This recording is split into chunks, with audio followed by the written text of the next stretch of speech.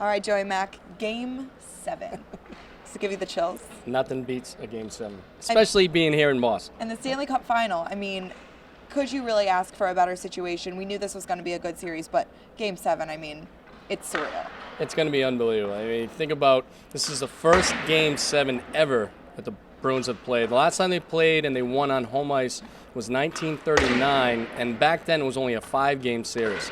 So this is the first time the Bruins have had a Game 7 on home ice, and it's the first time there's been a Game 7 in Boston since the Celtics won in '84, and it's 35 years to the day that they're going to be playing this Game 7. So Eerie. Chills. A little creepy. Okay, but obviously the guy's saying you play all year so that you have home ice advantage, so that you can play a Game 7 on your home ice, but home ice hasn't really played a huge part in this series. So what do you think it really all means? This series has been so unpredictable, right? I mean, when you think St. Louis, in the situation they were in Game 6, and then the Bruins go in and steamroll them.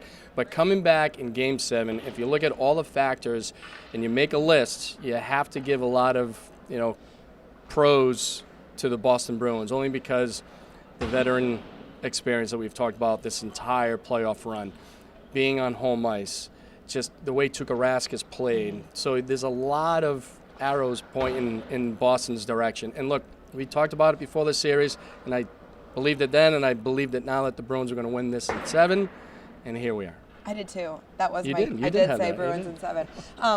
In terms of lineups, looks like things are pretty much going to remain the same from Game 6. Grzelcyk still in that red non-contract jersey today. Yeah, unfortunately, it appears right now Bruce Cassidy called Grzelcyk a wild card for Game 7, which is unfortunate because there were a couple times in Game 6 where the St. Louis Blues really had the Bruins hemmed in their own end, and that's because a guy like Grzelcyk is the type of defenseman that can get the puck and move it and get it out. He's great on the breakout, and they haven't had that since his injury, which is unfortunate.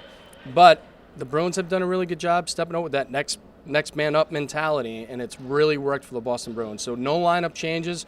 Carson Coleman will remain in the lineup. David Backes will be a healthy scratch. I can't even imagine what this whole situation is like for him. Yeah. But as he just told me a little while ago, if they end up winning, he'll be all smiles. Yeah, I mean, it's kind of hard to complain in this situation, but of course he wants to be out there.